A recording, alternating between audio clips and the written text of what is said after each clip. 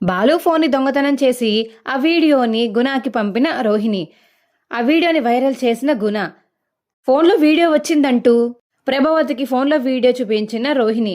అసలు ప్రభావతి శివాని ఏం చేయబోతుందో తెలుసుకోవాలనుకుంటే ఇప్పుడే మా ఛానల్ తప్పకుండా సబ్స్క్రైబ్ చేసుకుని మా వీడియోని ఒక లైక్ చేయండి. పక్కనే ఉన్న గంట సింబల్ మీద క్లిక్ చేసి నోటిఫికేషన్స్ ఆల్లో పెట్టుకోండి. అప్పుడే మేము చేసే వీడియోలు మీకు రోజు వస్తాయి. ఇక రోహిణి అయితే ఆలోచిస్తూ ఉంటుంది.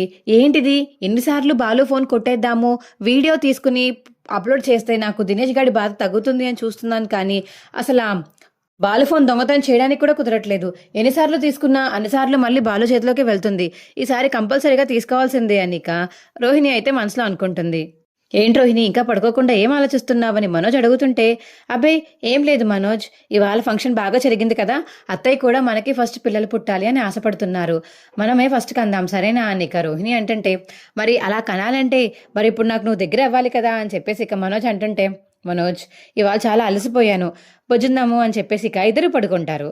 సత్యం, నేను బాగా పాడిన పాట అని చెప్పేసి ప్రభావతి సత్యం అడుగుతుంటే, అబ్బా సూపర్ పాడావు పబ్బి, ఏంటి వెటకరం ఆడుతున్నారా, మీరు చెవుల్లో దూది పెట్టుకున్నారని నేను చూడదనుకున్నారా అని చెప్పేసి ప్రభావతి అంటుంటే, అమ్మో చూస్తుంది, ఏం కవర్ చేయాలి, నీకోసం కాదు పబ్బి, నీకన్నా దారుణంగా ఎవరన్నా పాడతారేమో అని భయం వేసి చెవులో దూదులు పెట్టుకున్నాను, కానీ ఫస్ట్ నువ్వే పాడేశావు, చాలా బ్రహ్మాండంగా పాడావు, నీకోసమే చెవులోంచి నేను దూదులు కూడా తీసేశాను అని చెప్పి సత్యం చెప్తుంటే, అవునా సత్యం అని చెప్పేసి ప్రభావతి అంటుంది. అప్పుడే శృతికి అయితే చలి వణుకు జ్వరం అలా వచ్చి చలి వేస్తూ ఉంటుంది. అబ్బా రవి, కొంచెం ఫ్యాన్ కట్టేవా, నాకు చలేసేస్తుంది అని శృతి అంటుంటే, ఏమైంది ఇప్పుడు నీకేమైంది అని చెప్పేసి రవి అయితే శృతి తల మీద చేవేసి చూస్తాడు. ఒళ్ళు కాలిపోతుంది, ఇంతలా జ్వరం ఉంటే చెప్పవే ఏంటి శృతి, టాబ్లెట్స్ వద్దును కదా అని రవి అంటుంటే, లేదు బాగా ఫీవర్ ఎక్కువ ఉంది, ఇప్పటికిప్పుడు వచ్చేసింది నైట్, ఇందాకే వచ్చింటే చెప్పేదాన్ని కదా, చాలా ఫీవర్గా ఉంది రవి, కొంచెం ఫ్యాన్ కట్టే అని చెప్పేసి శృతి చెప్పడంతో సరే అని చెప్పేసి ఫ్యాన్ కట్టేసి శృతి దగ్గర కూర్చుని ఉంటాడు అలా రవి అయితే. అప్పుడే రవికి ఫోన్ వస్తుంది నీతు దగ్గర నుంచి. ఏంటి ఈ టైంలో ఎవరు కాల్ చేస్తున్నారు అని శృతి అడుగుతుంటే, నీతు ఫోన్ చేస్తుంది.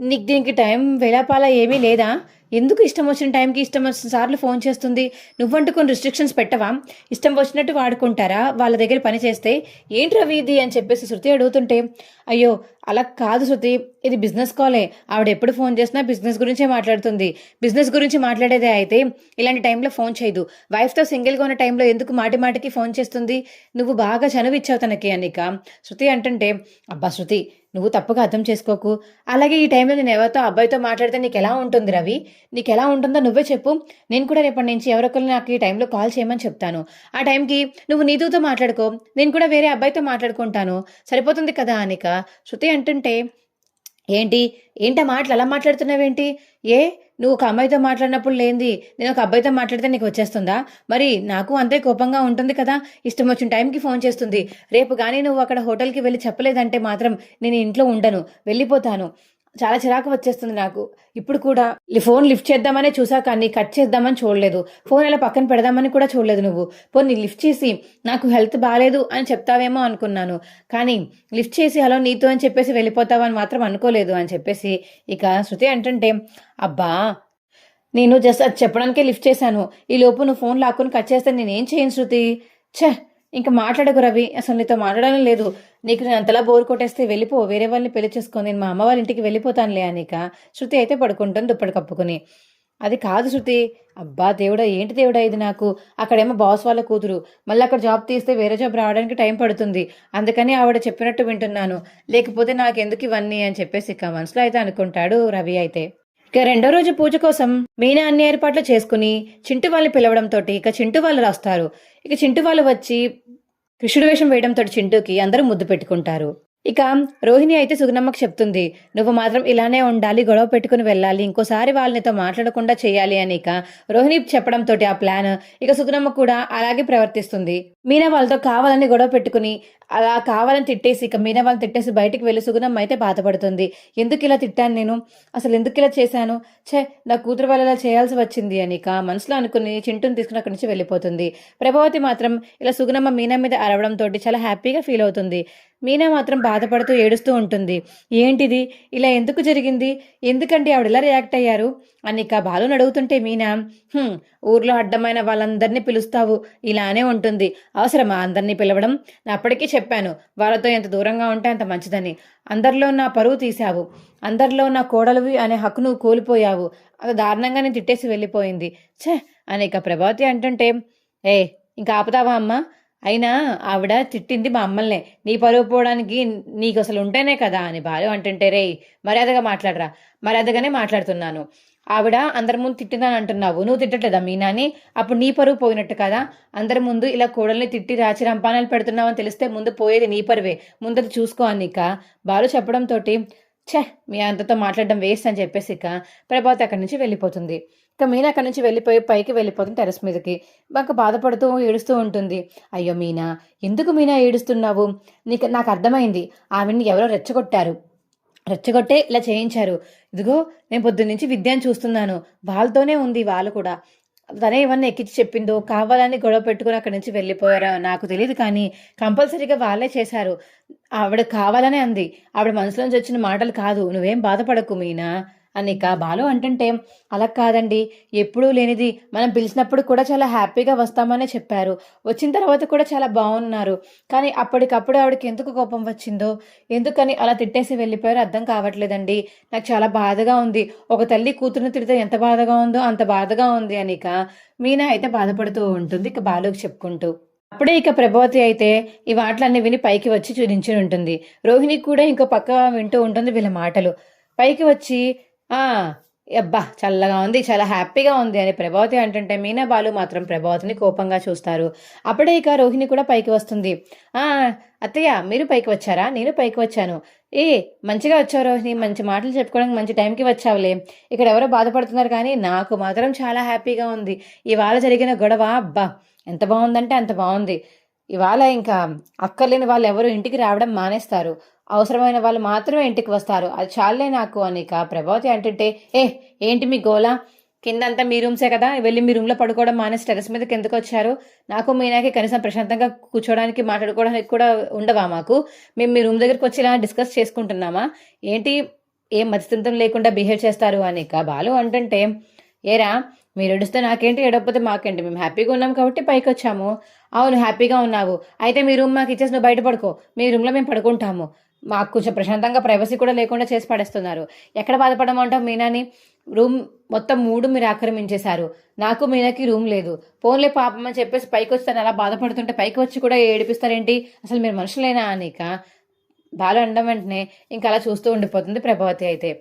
ఏమండి వదిలేయండి, మనమే కిందకి వెళ్ళిపోదాం పదండి, ఎంతసేపు కబుర్లు చెప్పుకుని హ్యాపీగా ఉంటారో వాళ్ళనే ఉండనివ్వండి అని మీనా బాలు అక్కడి నుంచి వెళ్ళిపోతారు. ఆంటీ ఏంటండి ఇది ఇలా అంటున్నారేంటి? అనుకుంటే అనుకోనివ్వము, మనకెందుకు, ఇంకొకసారి వాళ్ళ ఇంటికి రావడం మానేస్తారు, ఒక పని అయిపోతుందిలే అని ప్రభావతి అనేసి వెళ్ళిపోతుంది రోహిణితోటి. రోహిణి అయితే ఇక విద్యా వాళ్ళ ఇంట్లో చింటూని సుగుణమ్మని ఉంచుతుంది. ఇంకా అక్కడికైతే బయలుదేరి వెళ్తుంది. అమ్మా చాలా బాగా చేసావమ్మా నువ్వు యాక్టింగ్, నేను చెప్పినట్టుగానే గొడవ పెట్టుకున్నావు, సూపర్ అమ్మా నువ్వు అని చెప్పేసి ఇక రోహిణి వెళ్ళి సుగుణమ్మ దగ్గర వెళ్ళి మాట్లాడుతుంటే, అత మాట్లాడకు, అసలు నీ వల్ల అంత మంచి వాళ్ళతో నేను ఇలా గొడవ పెట్టుకోవాల్సి వచ్చింది, అసలు నువ్వు మనిషివేనా, వాళ్ళు ఎంత బాధపడి ఉంటారో తెలుసా నీకు అని సుగుణమ్మ అంటుంటే, వాళ్ళు ఎంత బాధపడితే మనకెందుకమ్మా, నా గురించి బయటపడితే రేపొద్దున నాకే అయిపోతుంది వాళ్ళ చేతిలో, ఎందుకంటావు చెప్పు, అందుకనే నేను నిన్ను గొడవ పెట్టుకోమన్నాను, లేకపోతే నేను చింటూని కలవడానికి కూడా కుదరడం లేదు, నేను ఎప్పుడు వద్దామని చింటూతో కలుద్దామని అనుకున్నా సరే ఆ టైంకి కరెక్ట్గా వాళ్ళు కూడా వస్తున్నారు, నేను దాకాల్సి వస్తుంది, చింటూతో ఉండకుండా ఉండాల్సి వస్తుంది, ఎందుకు చెప్పు, అదే నువ్వెవరో తెలియదంటే నీ దగ్గరికి కూడా వాళ్ళు రావడం మానేస్తారు కదా, నువ్వు గొడవ పెట్టుకున్నావు అనే కారణంతో మొత్తానికి వాళ్ళు రావడం మానేస్తారు అనిక రోహిణి అంటుంటే, నీకు అలా ఉందా, వాళ్ళు నేను గొడవ పెట్టుకున్నట్లేదు, కావాలని సృష్టించి గొడవ పెట్టినట్టుంది, వాళ్ళకి అర్థమయ్యే ఉంటుంది నా చేత ఎవరో చేయించారని, వాళ్ళని సాధారణంగా వదిలిపెట్టరు, జాగ్రత్తగా ఉండు రోహిణి, నీ గుట్టు మాత్రం బయటపడిందంటే నీకు ఇంకా మామూలుగా ఉండదు అత్తవారింట్లో, మీ అత్తయ్య గారిని చూసావు కదా, చాలా మంచి ఆవిడనే చేసుకున్నావు నువ్వు, పెళ్ళి చాలా చాలా బాగా చూసుకుంటుంది మీ అత్త, డబ్బున్న వాళ్ళకి మాత్రమే విలువిచ్చే అర్థం చేసుకున్నావు, నీకు కష్టమే, ఎలా ఉంటావో ఉండు అని ఇక సుగుణమ్మ అయితే చింటూని తీసుకుని అక్కడి నుంచి వెళ్ళిపోతుంది. ఏంటి ఇది మమ్మీలా మాట్లాడుతుంది ఏంటి అని ఇక రోహిణి అంటుంటే, మరి ఇంకెలా మాట్లాడమంటావే? నువ్వు చేసిన పని అదే. అంత పెద్ద గొడవ చేయాల్సిన అవసరం ఏముంది? అందరి ముందు కాకుండా పోనీ మా ఇంటికి రాకండి, మా కూతురికి ఇష్టం లేదు అని ఏదో ఒకటి చెప్పిచ్చేస్తే అయిపోదును కదా. ఇప్పుడు అందరి ముందు మీనాని బాలుని అవమానించేలా చేశావు. అది బాలు మర్చిపోతారు అనుకుంటున్నావా? బాలు కూడా డౌట్ వస్తుంది. ఇప్పుడు ఎప్పుడు ఇలా అనలేదు, ఎప్పుడు ఇలా మాట్లాడలేదు, ఎందుకు ఇలా మాట్లాడని డౌట్ వస్తుంది. అప్పుడు నీకే తెలుస్తుందిలే అని చెప్పేసి ఇక విద్య అంటుంది, ఇవన్నీ కాదే, ముందు ఆ దినేష్ గారి టార్చర్ పోగొట్టాలి, ఇవన్నీ తర్వాత చూసుకుందాం. ఆ దినేష్ గారి టార్చర్ పోవాలంటే ముందు బాలు ఫోన్ దొంగతనం చేయాలి. ఆ ఫోన్ దొంగతనం చేసి గుణాక వీడియో పంపిస్తే నా జాబ్ కంప్లీట్ అయిపోతుంది. కొంచెం హ్యాపీగా తిరగచ్చు. వాడు ఎక్కడ కనిపిస్తాడో, నిజం ఎక్కడ బయటపడతాడా అని టెన్షన్ పడాల్సిన అవసరం లేకుండా ఉంటుంది అని ఇక రోహిణి అంటుంటే, ఎవరి గోల ఎవరి లైఫ్ ఎలా పోయినా నీ లైఫ్ నీకే కదా. అవును మరి, నా లైఫ్ ఎలా పోతుంటే నువ్వు రోజు కూర్చుని బాధపడతావా? నీ లైఫ్ నువ్వు బతకవా? అది అంతే, ఎవరి లైఫ్ వాళ్ళది, ఎవరి బతుకు వాళ్ళు బతుకుతారు అంతే. నా లైఫ్లో నువ్వు రాలేవు కదా అని ఇక రోహిణి అంటుంది. సర్లే ఏదో ఒకటి చేసుకో అని విద్య అంటుంది. ఇక ఎలాగైనా సరే బాలు ఫోన్ దొంగతనం చేద్దామని అయితే ట్రయల్స్ చేస్తూ ఉంటుంది రోహిణి. కానీ ఎంత ట్రై చేసినా ఆ ఫోన్ మాత్రం దొరకదు ఇక రోహిణికి. ఇక 3వ రోజు పూజ చేస్తుంటే ఇక డాన్స్ క్లాస్ వాళ్ళందరినీ పిలిచిన ప్రభావతి అయితే డాన్స్ క్లాస్లో పిల్లలందరూ డాన్స్ వేస్తూ ఉంటారు, కోలాటం డాన్స్. ఇంకా అందులో మీనా, రోహిణి, శృతి అందరూ డాన్స్ వేస్తూ ఉంటారు. ఇక బాలు అయితే వీళ్ళ డాన్స్ చాలా బాగుందని చెప్పేసి మీనాని వీడియో తీస్తూ ఉంటాడు. ఏయ్ రండి, మీరు కూడా రండి అని మీనా పిలవడంతో, నేనా మరి వీడియో తీస్తున్నాను మీనా అని బాలు అంటాడు. ఎవరొకరికి ఇచ్చి మీరు రండి అని ఇక మీనా పిలిచేసరికి బాలు అయితే ఆ ఫోన్ విద్యకి ఇచ్చి వీడియో తీయమంటాడు. ఇక అందరూ డాన్స్ వేస్తూ ఉంటే విద్య వీడియో తీస్తూ ఉంటుంది. ఫోన్ చేతికి వచ్చిందని ఇక రోహిణికి సైకిల్ చేసి చెప్తుంటే రోహిణి అయితే అబ్బా వావ్ అని చెప్పేసి ఇక డాన్స్లోంచి పక్కకి తప్పుకుని విద్య, రోహిణి ఇద్దరు పక్కకు వచ్చేస్తారు. ఈ లాక్ ఓపెన్ చేసి అర్జెంటుగా వీడియో పంపేసుకోవాలి. ఇంకా ఇంతకు మించి మనకు ఛాన్స్ దొరకదు. ఎన్నిసార్లు చూసినా ఆ ఫోన్ మాత్రం కనబడడం లేదు. అది ఎవరికో తీసేసుకుంటున్నారు. ఆ ఫోన్ మనం దొంగతనం చేసి ఇవాళ ఆ వీడియో తనకి పంపించి అప్లోడ్ చేయాల్సిందే అని చెప్పేసి ఇక రోహిణి అనుకుని ఇక ఫోన్ తీసుకుని వీడియో ఎదుగుతూ ఉంటుంది. అప్పుడే విద్య, ఏమే రోహిణి, తప్పు చేస్తున్నావేమో, కొంచెం అర్థం చేసుకోవే. ఏంటి అర్థం చేసుకునేది? కాదు అంటే మీనా అంటే మీ అత్తయ్య గారికి ఇప్పటికే ఇష్టం లేదు. నువ్వు ఇప్పుడు ఈ వీడియో కానీ సోషల్ మీడియాలో అప్లోడ్ చేసేలా చేయించావనుకో, అప్పుడు మీనాని అస్సలు క్షమించదు మీ అత్తయ్య. దొరికిందే ఛాన్స్ అని ఇంట్లోంచి బయటికి కూడా గెంటేస్తారు. ఎందుకే చెప్పు, కొంచెం మీనా చాలా మంచిదే అనిక విద్య అంటుంటే, ఇప్పుడు వాళ్ళ మంచోళ్ళు వీళ్ళ మంచోళ్ళని ఆలోచిస్తూ ఉంటే నా బతుకు స్పాయిల్ అయిపోతుంది. ఇంతకుముందు మా అమ్మ కోసం చేసుకున్న నా పెళ్ళి, నా లైఫ్ స్పాయిల్ అవ్వలేదా? ఈసారి మాత్రం నేను ఎవరి కోసం చేయాలని ఫిక్స్ అవ్వలేదు. ఎవరి లైఫ్ స్పాయిల్ అయితే నాకెందుకు? నా లైఫ్ నాకు హ్యాపీగా ఉండాలి. అయినా ఈ వీడియోకి ఎవరేమంటారు చెప్పు అని రోహిణి అంటుంటే, నీకేం కళ్ళు పోయినాయా? మీనా వాళ్ళ సొంత తమ్ముడు వాళ్ళ అత్తయ్య డబ్బులు దొంగతనం చేశాడంటే ఎలా ఉంటుంది చెప్పు? ఆవిడ మంచిదైతే పర్లేదు, కానీ ఆవిడ మంచిది కాదు కదా. ఆవిడ చిన్న చిన్న వాటిలో కూడా మీనాని తిప్పిపడుస్తూ ఉంటుంది. అలాంటిది మీనా మీదకి ఇలాంటి పెద్ద నింద వేస్తే ఆవిడ చాలా దారుణంగా చూస్తుంది అని అందుకే వద్దన్నాను అని ఇక విద్య అంటుంటే, నువ్వు నా ఫ్రెండ్వా మీనా ఫ్రెండ్వా? నీ ఫ్రెండ్ నేనే కదా, చెప్పినట్టు చేయి, నోరు మూసుకొని నించో చాలు, నేను అప్లోడ్ చేసుకుంటాను అని ఇక రోహిణి అయితే ఫోన్ తీసుకుని వీడియో అయితే అప్లోడ్ చేసేస్తుంది, గుణాకి పంపిస్తుంది. అప్పుడే ఇక బాలు అయితే ఏది విద్య ఏది ఎక్కడ కనిపించట్లేదని చూసుకుంటూ ఉంటాడు. అప్పుడే మీనా కితకితలు పెడుతూ ఉంటుంది బాలుకి. ఏం మీనా నాకే కితకితలు పెడతావా, ఉండు అని చెప్పేసి ఇక మీనా వెనకట్లు పరిగెత్తుకుంటూ వెళ్తాడు బాలు అయితే. ఇక రోహిణి మరియు విద్య అడ్డంగా ఉండడంతో వాళ్ళిద్దరిని అయితే మీనా గుద్దేస్తుంది. బాలు వెనకాల నుంచి వచ్చి ఇంకా గట్టిగా గుద్దడంతో ఇక ఫోన్ అయితే ఎగిరి కింద పడిపోతుంది. అయ్యో ఫోన్ ఫోన్ ఫోన్ అని చెప్పేసి ఇక రోహిణి విద్య అంటుంటే, అయ్యో సారీ, మేము చూసుకోలేదు మిమ్మల్ని, సారీ సారీ అని ఇక మీనా చెప్తుంటే, అయ్యయ్యో ఇదేంటిది నా ఫోన్లా ఉంది అని బాలు వెళ్ళిక ఫోన్ చూసుకుంటాడు. నా ఫోన్ పగిలిపోయింది, పగలు కొట్టేశారు, అయిపోయింది. అసలు నా ఫోన్ ఎందుకు తీసుకున్నావు నువ్వు పార్లరమ్మా అని ఇక బాలు అడుగుతుంటే, నేనేం తీసుకోలేదు, అదిగో నువ్వు ఇందాక దాండియా మీరు ఆడుతున్నప్పుడు వీడియోలు తీయమన్నావంట కదా విద్యాని, తను తీస్తూ ఇక్కడికి వచ్చింది, నా ఫొటోస్ అడిగానని, అవే చూపిస్తుంది, కావాలితే చూడు అని ఇక విద్య రోహిణి చెప్తుంటే, ఏం చూడను నా ఫోన్ పోగొట్టేసి, పద వెళ్ళిపోదాం పద అని ఇక బాలు అంటుంటే మీనాతోటి, బాలు ఫోన్ రిపేర్ చేయించి ఇవ్వనా అని విద్య అడుగుతుంటే, ఏం అక్కర్లేదు, మీ పని మీరు చేసుకోండి, నేనే రిపేర్ చేయించుకుంటాను అని బాలు అక్కడి నుంచి వెళ్ళిపోతాడు. అమ్మయ్య వీడియో పంపేశాము, ఇప్పుడు అది అప్లోడ్ చేసేస్తే ఒక పని అయిపోతుంది గుణ, అప్పుడు నాకు దినేష్ బాధ కూడా వదులుతుంది, కొంచెం రిలీఫ్గా అనిపిస్తుంది అని ఇక రోహిణి అంటుంది. నీకు రిలీఫ్గానే ఉంది, రేపటి నుంచి ఇక మీనాకి ఉంటుంది, వాళ్ళ అత్తయ్య చేతులు ఎలా ఉంటుందో ఏంటో వీడియో అప్లోడ్ అయిన తర్వాత ఆవిడ చూస్తే మాత్రం అని చెప్పేసి ఇక విద్య చెప్తుంది రోహిణికి. చూస్తే చూడు నువ్వు, నాకేం పోయింది, ఆ దినేష్ గాడి బాధ పోతుంది, నాకు అది చాలు అని రోహిణి అంటుంది. ఇంత సెల్ఫిష్నెస్గా ఉన్నావే, ఇన్ని రోజులు చాలా మంచిదాని అనుకున్నాను, కానీ ఇంత సెల్ఫిష్గా ఉంటావని ఇప్పుడే చూశాను. బాబోయ్, ఇది ఇంత జాగ్రత్తగా ఉండాలి అని మనసులో అయితే అనుకుంటుంది విద్య. నెక్స్ట్ ఎపిసోడ్ కోసం ఇప్పుడే మా ఛానల్ తప్పకుండా సబ్స్క్రైబ్ చేసుకోండి. మా వీడియో మీకు ఎలా అనిపించిందో కింద కామెంట్ సెక్షన్లో తెలియచేయండి. మా వీడియో కనుక నచ్చితే మా వీడియోని లైక్ చేసి తప్పకుండా మా ఛానల్ సబ్స్క్రైబ్ చేసుకోండి. మీరు ఇలా లైక్ చేసి సబ్స్క్రైబ్ చేసుకుంటే మీ ఆదరణని మేము హ్యాపీగా ఫీల్ అవుతాము. Thank you friends. బాయ్.